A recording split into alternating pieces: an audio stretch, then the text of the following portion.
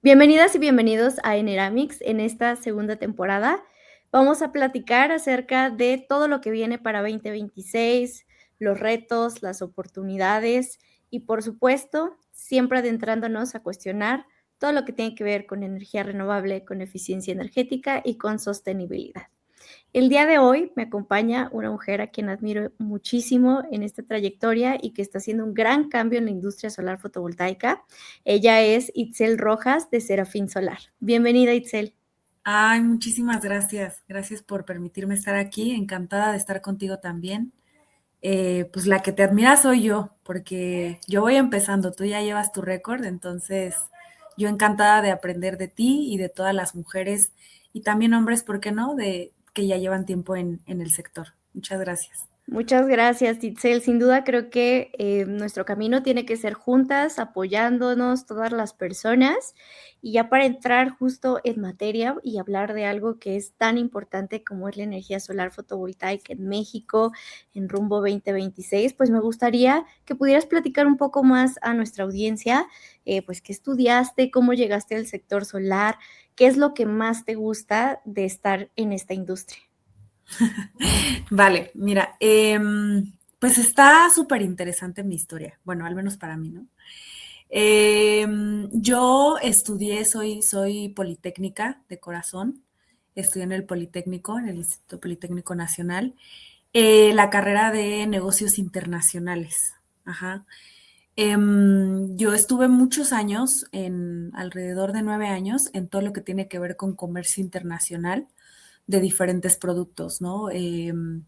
Empecé mi carrera con material médico, después me fui al sector de alimentos, materias primas y bueno, yo llego a la energía solar mediante una compañía que se llama Terra Energy que se dedica a vender energía como tal directamente a los consumidores residenciales.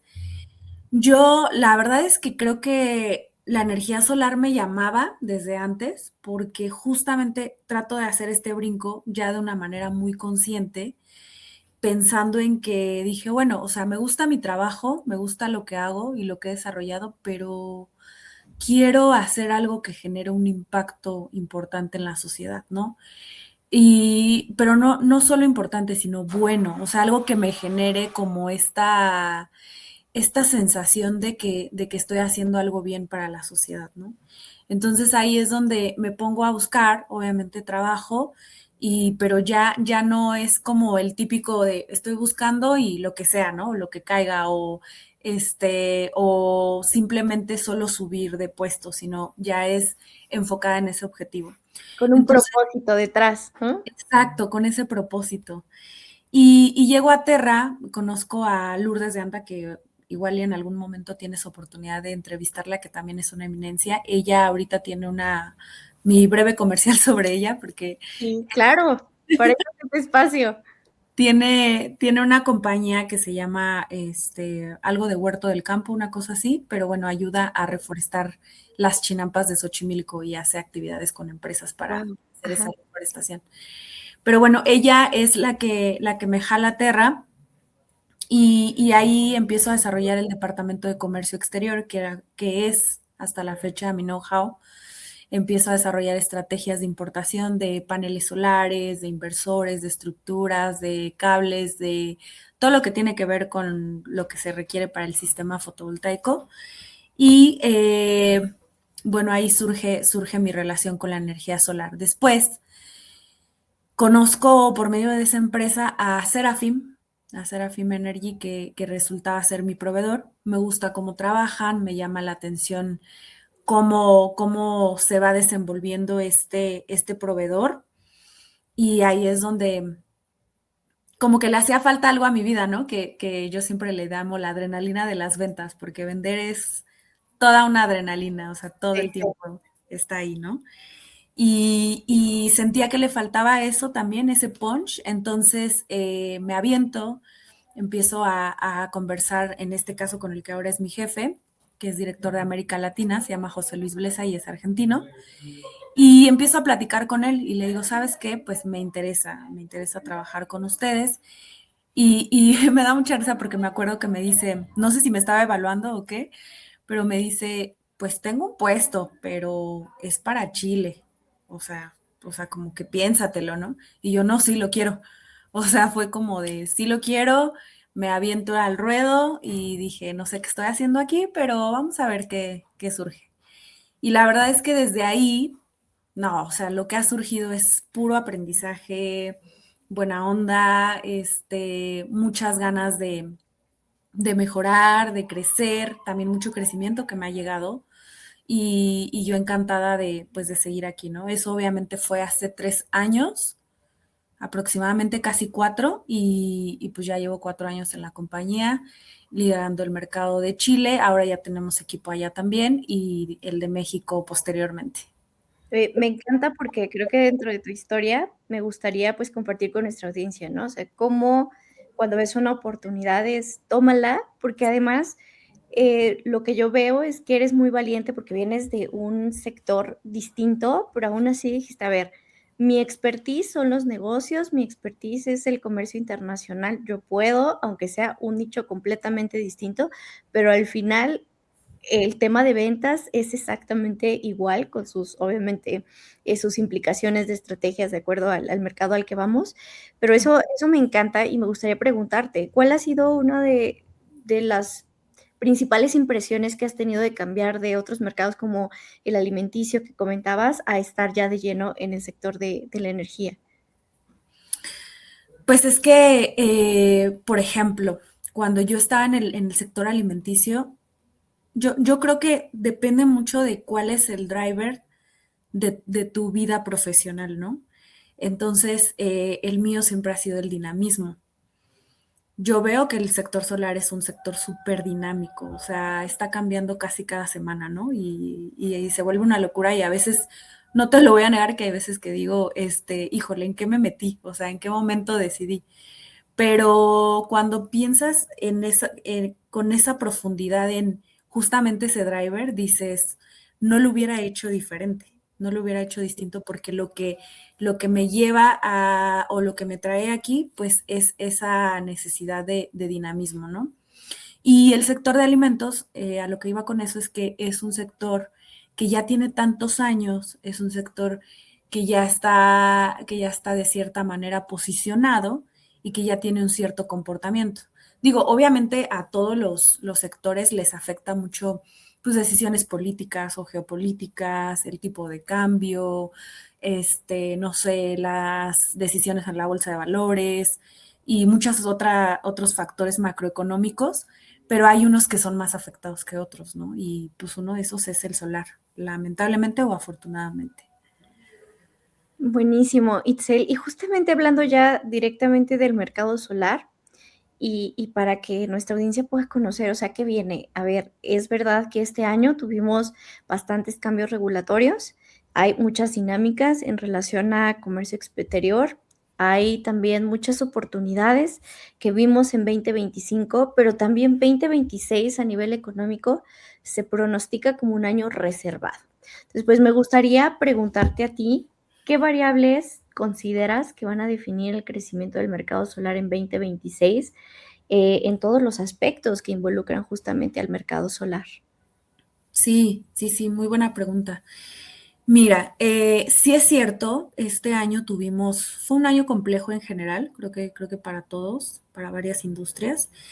Pero dentro de ese panorama complejo, sí vimos bastantes cambios en la regulación de México, ¿no? El tan mencionado aumento de la generación distribuida de 0.5 a 0.7, la integración de los sistemas de almacenamiento de energía a todos los proyectos, ¿no? Que ya viene desde el gobierno. En fin, varios cambios en términos de permisos, de generación, etcétera. Y lo que yo observo, particularmente para el mercado solar en 2026, pues hay varias variables, ¿no? Hemos comentado acerca del financiamiento, por ejemplo. Pues es muy importante que las compañías que están directamente relacionadas con esto, porque, bueno, yo represento a una compañía que es fabricante de paneles solares, ¿no? Y dentro de ese sector, pues las cosas se mueven un poco distinto, pero bueno, quienes están generando los proyectos aquí en México, como tal, las empresas integradoras o las instaladoras, los EPCistas, pues también tienen que ir de la mano de un buen financiamiento, ¿no? Pero sobre todo que sea conciso, que tenga las reglas bien marcadas en cuanto al retorno de la inversión. Entonces, creo que ese es un driver de mercado para el 2026. También creo que entra mucho la regulación. Ayer estaba viendo una conferencia de prensa, ¿no? Que dio la presidenta Claudia Sheinbaum, en donde decía, a ver, ya les vamos a dar los permisos más rápido, ojalá, pero ahora CFE, o sea, estaban contrariados porque los instaladores hacían sus estudios de prefactibilidad y decían, bueno, aquí voy a poner un parque solar, ¿no? Entonces ahora CFE, según lo que comenta, les va a decir, bueno, tal vez ahí no va en X lugar en donde yo te voy a decir que me hace falta que coloques un proyecto, ¿no? Y entonces quizás eso agilice los temas de permisos de generación y los proyectos en general. Entonces creo que es importante estar avispados a esos cambios en la regulación cuando salgan estas subastas o biddings de CFE para estar al corriente, ¿no? Con eso.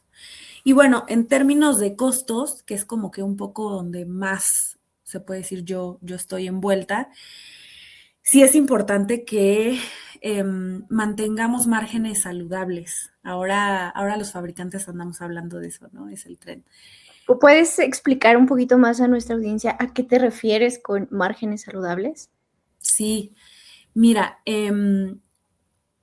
hace varios años, o sea, ya llevan bastantes años, diría que unos 3, 4, que los precios de los productos que intervienen en el sistema fotovoltaico vienen en caída, ¿no?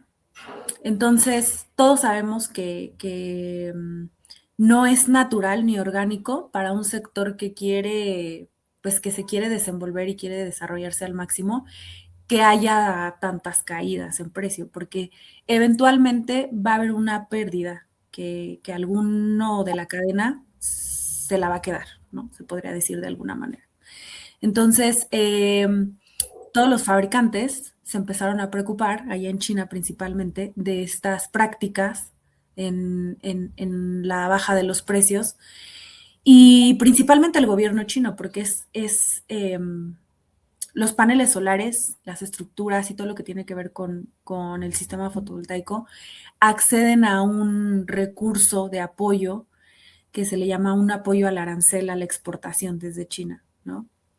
Entonces, este apoyo se lo da el gobierno chino a los chinos para que puedan hacer negocios fuera de China, pero precisamente como el precio va en caída, pues este apoyo ya no está siendo como tan conveniente, sobre todo para mantener el margen saludable de lo que implica un sector en crecimiento. Entonces, ahora, lo que comentamos hacia la audiencia, hacia la gente que está comprando, los consumidores finales, los distribuidores y todos los que intervienen, es mantengan márgenes saludables. O sea, no vendan por precio, no convenzan a su cliente final por solo enfocados en el precio, ¿no? Sino enfóquense en un valor agregado, en todo lo que puede generar, porque hay muchísimo para sacar de un sistema fotovoltaico, ¿no? Aparte de los ahorros, el retorno de la inversión, la parte sustentable y medioambiental, o sea, hay tantos factores para destacar de un proyecto como lo es el de la energía solar, que es solamente ir y decir, pues te cuesta tanto, ¿no?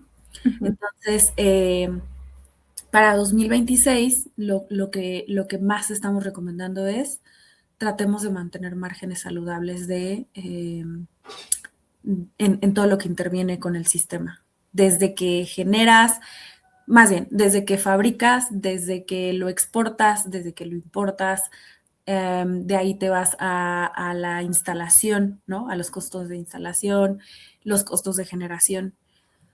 Toda la cadena se tiene que poner a pensar en cómo generar un margen saludable. Esa es la idea. Muchas gracias, Itzel. Y que justo eso a veces en la parte de instalación sobre todo es que se pierde, porque estás compitiendo por el tema de precios y luego sacrificas calidad, sacrificas seguridad y vemos cada instalación que al final se convierte, uno, en un riesgo para el usuario y dos, también en un tema de pues una mala reputación para el mercado y un mercado que va en crecimiento, que tiene sus propios retos y pues todo lo que nos acabas de comentar, pues creo que sí es muy importante para agregar valor a lo que estamos haciendo en función a nuestras instalaciones y cómo lo ponemos justo en el mercado. Y entrando en temas de generación distribuida, que nos puedas platicar un poquito más qué es, quiénes pueden estar ahí y también hablando particularmente de estos proyectos comerciales, industriales, eh, ¿qué criterios técnicos y financieros consideras que son indispensables para llevar a cabo un proyecto que sea viable y que este mercado pues siga escalando? Sí, sí, sí. Pues mira, como tal generación distribuida son todos esos proyectos que se sabe que están exentos, ¿no? De permisos de generación. Entonces, antes eran el máximo de capacidad instalada, eran 0.5 megas, ahora pasaron a 0.7, ¿no? Lo cual me parece que es curioso porque en Chile, por ejemplo, el permiso llega hasta 3 megas de generación distribuida. Entonces, me parece curioso porque es un país muchísimo más pequeño que México y México tiene un permiso un poco más pequeño, pero igualmente está creciendo orgánicamente, ¿no? O sea, tampoco es como decir que en México estamos mal, sino que no, me doy cuenta, al menos yo lo veo de esa manera, en que México va creciendo poco a poco y se lo está tomando como en serio en el punto de realmente planificar, ¿no? Em, y bueno, precisamente justo por la planificación, pues es ideal que todas estas empresas del sector comercial e industrial, pues lo que comentabas tú hace rato, ¿no? Principalmente evalúen la calidad de los equipos. Hay que entender bien las características de cada equipo y cómo se ajustan al proyecto. Por ejemplo, a mí me ha pasado que, digo, creo que ya a estas alturas no, pero a inicios de año me pasaba que, no sé si se escucha la basura. Así es México, es nuestro folclore, entonces no, tú tranquila. Te decía, a inicios de año y finales de 2024 me pasaba en las conferencias que me decían, es que, ¿sabes qué? Yo no pienso meter módulos monofaciales. Nunca porque hay un mito que dice que los módulos monofaciales eh, perdón, bifaciales. Ajá. Querían solo monofaciales, no querían los bifaciales, ¿no? Que porque los Ujú. bifaciales les van a generar mayores pérdidas o es un desperdicio de generación porque pues no ocupo la cara trasera. Entonces, de pronto hay que voltear a ver al experto, ¿no? Es como si yo de pronto quisiera decir, no, no sé, es que, no sé, le quisiera enseñar a alguien sobre inversores cuando honestamente pues yo me dedico a vender módulos y baterías, ¿no? Tengo que chutarme uno, dos, tres cursos más para entender un poco más de inversores y poder decirte pues qué es lo más conveniente. Entonces, conozco los términos generales de cómo trabajan los inversores, pero hasta ahí no puedo comparar uno con otro en una calidad a profundidad. Pero un instalador sí tiene esa responsabilidad. Entonces, lo que yo les digo es, trae un equipo, trae el otro y compáralos, compara. Y no es necesariamente un equipo es malo por encima del otro. Solo quizás para este proyecto en específico que tú quieres hacer, no se ajusta a esa necesidad que tienes, ¿no? Entonces, y lo más importante es seguir las tendencias de la tecnología. porque pues afortunadamente o desafortunadamente la tecnología sigue en evolución de los módulos, de los inversores, de las baterías, está en constante evolución y entonces cuando tú te vas quedando, pues vas obsoletizando más el sistema, ¿no? Y entonces no solo va a ser más caro, sino también va a ser más ambiguo en términos de garantías, cosa que la garantía es súper indispensable y muy importante para tu sistema. Entonces, sí, selección de equipos súper importante. De ahí me pasaría al diseño, ¿no?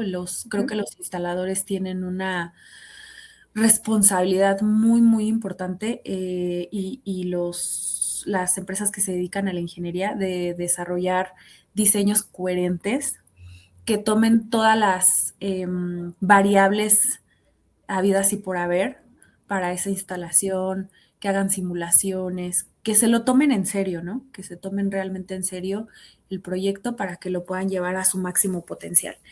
Y bueno, para 2026 es importante sí o sí integrar el BES, o sea, ya lo dijo el gobierno, ¿no? Todos los proyectos ya están considerando sistemas de almacenamiento. Al menos un 30% es lo que marca la regulación de la capacidad que van a tener estos proyectos, debe de ser de BES. Entonces, pues importante ponernos a estudiar en cuanto a eso y comenzar a meterlo en los proyectos. Al margen te comento, por ejemplo, Serafim está ahorita generando una alianza con una compañía que se llama CRRC, que es una empresa fabricante que lleva bastantes años en la fabricación de almacenamiento de trenes, de aerogeneradores y bueno, tienen bastantes directrices del negocio de tecnología de potencia y bueno, pues también nosotros ya estamos como arriba del tren, ¿no? Del tren del almacenamiento y tenemos que hacerlo. Ok, nos compartes creo que bastantes cosas que son muy interesantes y que además son muy importantes, porque creo que normalizamos a veces el, ok, me voy a ir simplemente para elegir el equipo más barato para que entonces yo pueda vender mi proyecto más fácilmente y nos alejamos justo de hacer este tipo de diseños que cumplan la normatividad, las buenas prácticas, las condiciones climáticas y las condiciones del sitio en general. Y a veces también se nos olvida justo cómo podemos colocar el valor en la mesa, ¿no? Entonces, me gustaría preguntarte un poco, en tu experiencia trabajando en Chile, viendo también cómo se trabaja aquí en México, ¿cuáles son esas áreas de oportunidad para que obviamente en ambos mercados dejemos de normalizar ciertas prácticas que al final le están poniendo en riesgo al usuario y por ende al mercado, ¿no? Entonces, ¿qué es lo que tú ves que podemos rescatar? Y también entre ambos países, pues, ¿qué se está haciendo bien para incentivar que cada vez más personas, empresas adopten este tipo de tecnologías? Sí, fíjate que es súper interesante porque yo a veces lo comento, ¿no? Chile creo que se adelantó un poquito al futuro. Ellos traían, desde el año que yo entré a Serafim, por ahí del 2023, ya traían una política de volverse 100% sustentables o renovables, volver a su país por completo, ¿no? Y a mí me parece curioso y creo que podría ser un área de oportunidad para México. Obviamente se entiende que pues México tiene otras particularidades, ¿no? No se podría volver a lo mejor 100% sustentable, pero bueno, igual y quizás con miras a observarse frente a Chile, se podría decir que a lo mejor pudieran encontrar alternativas un poco más ágiles, ¿no? Pero bueno, está el tema de que esta política para Chile bien, les fue muy bien con eso, desarrollaron bastantes proyectos, no solo en generación distribuida, sino PMGDs y gran escala, pero se nos olvidó, o bueno, se les olvidó el tema de las líneas de transmisión. Entonces, es un área de oportunidad grandotototota para ambos países, ¿no? O sea, no hay que olvidarse de las líneas de transmisión, necesitan mantenimiento, dependen del Estado. Entonces, el Estado tiene que voltear a ver esas líneas de transmisión y dentro de su proyección, entender un poco qué tienen que hacer, cuáles son las buenas prácticas que tienen que hacer para que se puedan hacer más proyectos renovables, ¿no? Y pues el sector privado obviamente juega un papel importante para esto porque entre más propones, pues más existe la posibilidad de que haya este crecimiento, ¿no? Pero bueno, también ahí eso le da la oportunidad a las baterías de entrar. Claro. Entonces, algo que yo veo como destacable de México es que, insisto, hay un crecimiento orgánico porque no hemos llegado a una capacidad máxima de generación distribuida o de generación en general solar que limite a la línea de transmisión al grado como lo está Chile, pero ya estamos metiendo almacenamiento. Entonces ya se está integrando toda la cadena de valor en una, llamémosle una integración, pues es que no quiero decir pasiva, una integración cómoda, ¿no? Estructurada para el De país. nada. Ujú. Exacto, ordenada. Pues esas son las áreas de oportunidad que veo en términos, digamos, macro, en términos micro, pues lo que tiene que hacer cada quien, ¿no? O sea, zapatero a tus zapatos, el fabricante encargarse de hacer las cosas bien, fabricar un producto que sea robusto, que sea convincente para lo que requiere un sistema fotovoltaico de 20, 25 años o 30 años, que pueda permear durante todo ese tiempo, que pueda durar, mejor dicho. Y pues eso es lo que están haciendo pues prácticamente la mayoría de fabricantes, ¿no? Los principales, preocupándose por mejorar esa tecnología. Y pues los instaladores, revisar sus buenas prácticas, comparar mejor los equipos. Cada quien tiene que encargarse de lo suyo, eso es lo que creo. Y, por ejemplo, en el tema de financiamiento o incentivos, ¿hay, financiamientos que a lo mejor no veas aquí en México o viceversa, que no estés viendo en Chile? Estamos muy parecidos. ¿Qué es lo que observas en ese aspecto? Sí, la verdad es que están muy parecidos, ¿eh? O sea, permean mucho, por ejemplo, los PPAs, Ujú. que pues es un modelo de financiamiento bastante, pues bastante bueno, ¿no? Se podría decir para impulsar el... Para nuestra audiencia, justo son contratos de compraventa de energía. Exactamente.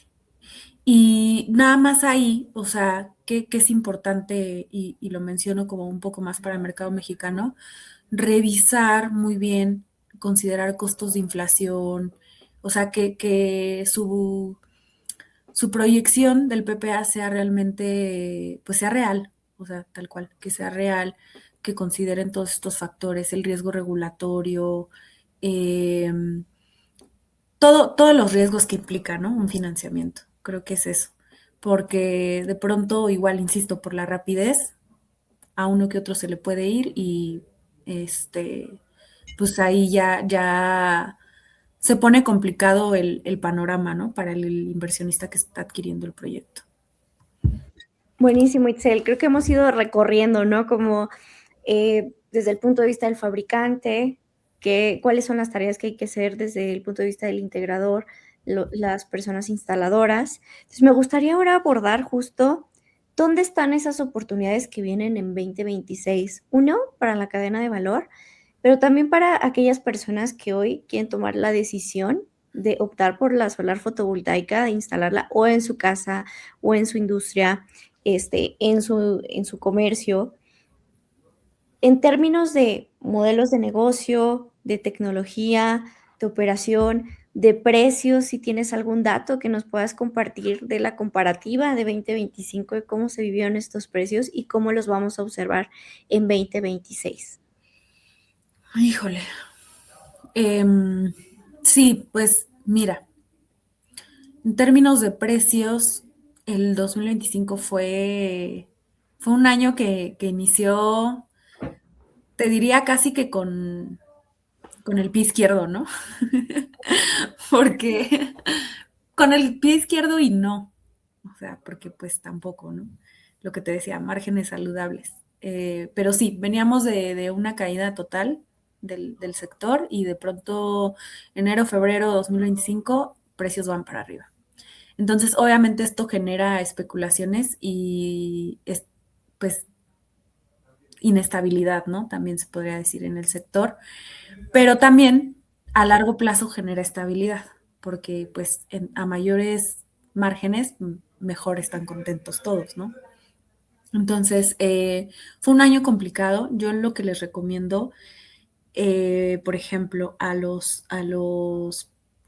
las instituciones financieras, los PPAs, los que se están dedicando a la instalación o a vender proyectos de energía, es hay que meter cláusulas de riesgo, porque es un sector que, que implica cierto riesgo, ¿no? Entonces hay que cuidar eso, pero es importante sí incluirlo sobre todo el mensaje es como para las empresas dentro de sus metas de sostenibilidad, ¿no? Porque ya no nos podemos hacer de la vista gorda, ya no podemos hacer como que no existe la contaminación y las emisiones de gases de efecto invernadero, o sea, eso creo que todo el mundo lo sabe, entonces ahora las mismas empresas están volteando a ver la energía solar como una oportunidad de darle un giro, ¿no? A su propia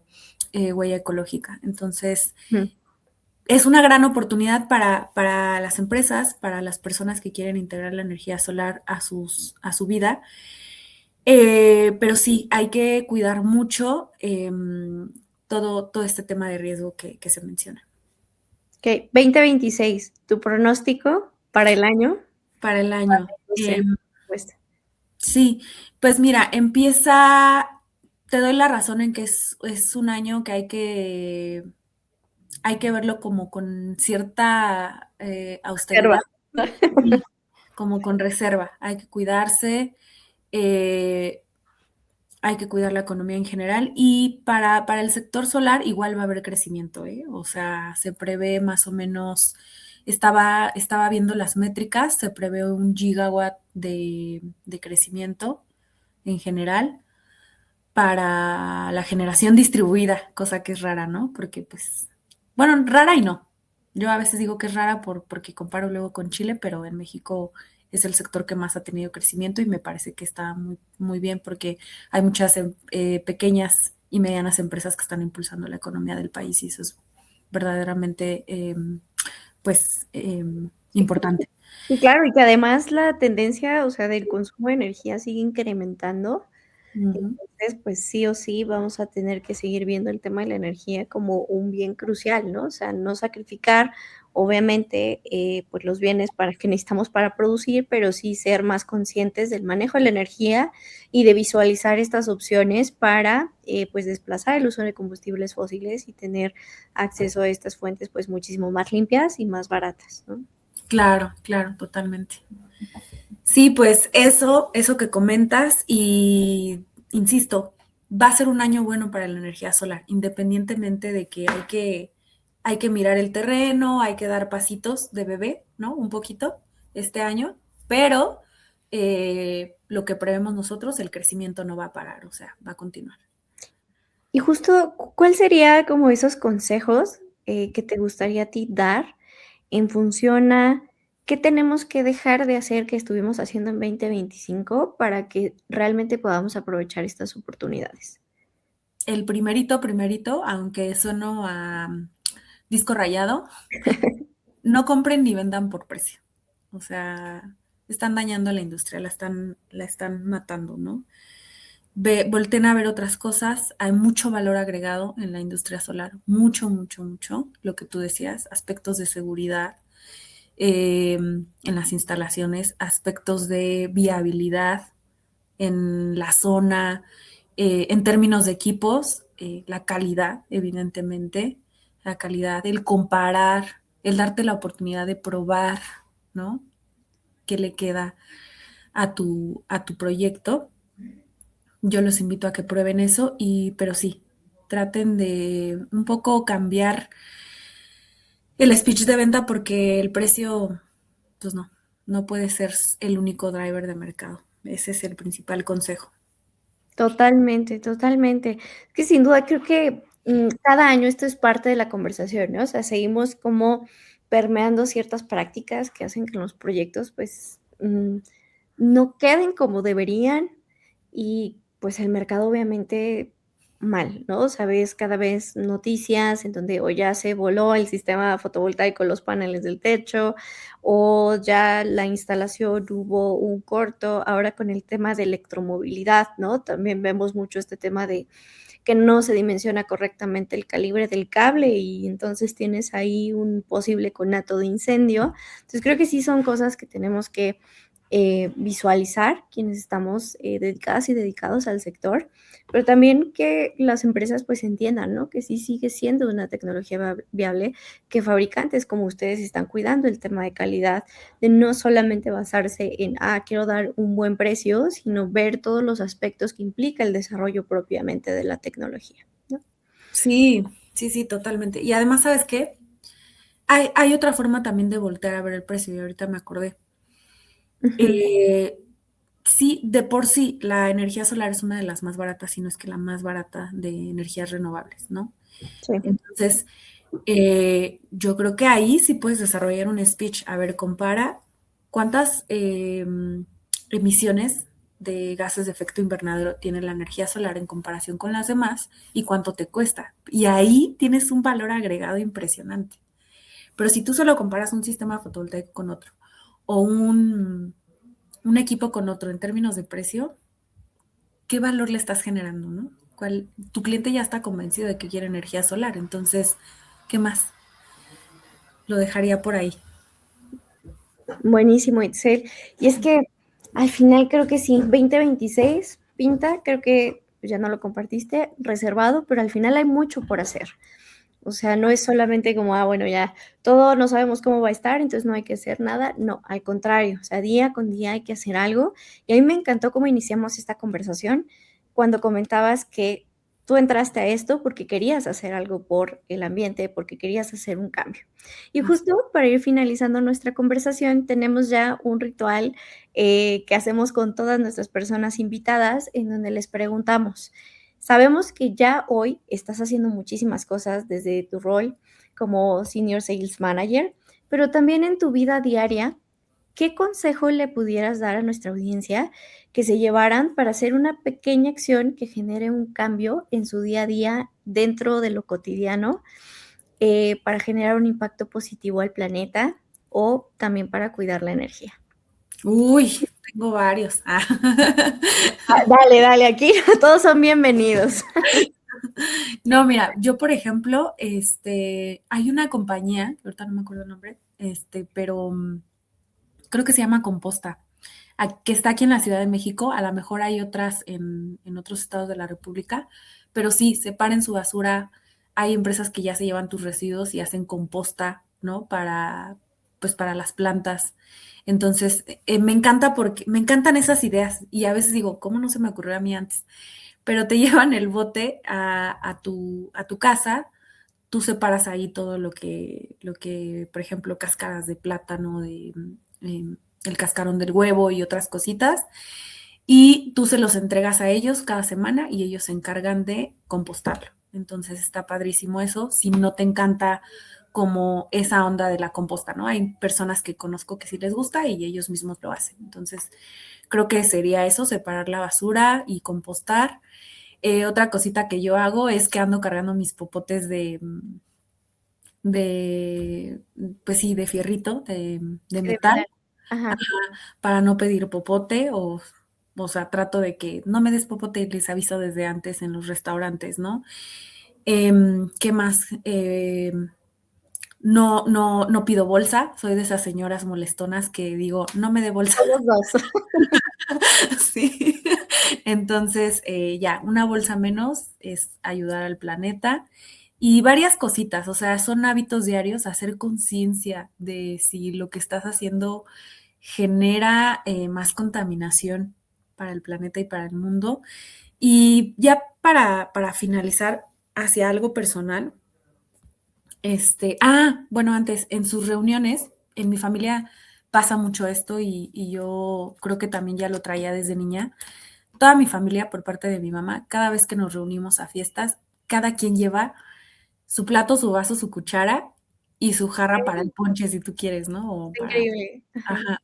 Y somos demasiados, o sea, somos más de 30 personas. Entonces, yo a veces digo, si una familia de más de 30 personas se pudo poner de acuerdo para poder llevar cada quien sus trastes a una fiesta, ¿por qué las demás personas no nos podemos poner de acuerdo, no? Entonces, no es que no salgas a fiestas, al final vas a consumir, pero define Pues cómo es como tu. responsable, ¿no? Ujú. Y ya ahora sí, para finalizar, respiren. Bonito. Este, sí, yo soy maestra de yoga, entre otras cosas. Guau. Entonces, respiren profundo, cuenten hasta 10, porque también es importante la salud mental para poder preocuparse por otras cosas, ¿no? O poner atención a otras cosas que intervienen con la sociedad. Entonces, la respiración profunda es muy buena, les ayuda a enfocarse, a encontrar paz y estar tranquilos para continuar generando cambios positivos en el mundo y en el país. Qué maravillosas palabras, Itzel. A veces se nos olvida, ¿no? Vamos tan aceleradas, tan acelerados en nuestro día a día, que se nos olvida algo tan sencillo como es darte un momento para respirar profundamente. Y creo que eso también genera un gran cambio y que no cuesta más que unos segundos de tu tiempo, ¿no? Exacto. Y además es una inversión, yo lo veo así más que costarnos, ¿no? Creo que ha sido una plática increíble, nos llevamos muchos tips, es maravilloso platicar contigo, Ah, de saber también, pues, las perspectivas, cómo has visto el mercado en Chile, en México. Gracias por compartir, tu trayectoria, tu conocimiento y, pues, me gustaría, pues, cederte la palabra para brindar unas palabras finales para nuestra audiencia. ay, muchas gracias. No, yo encantada, de verdad, gracias por la oportunidad, el espacio.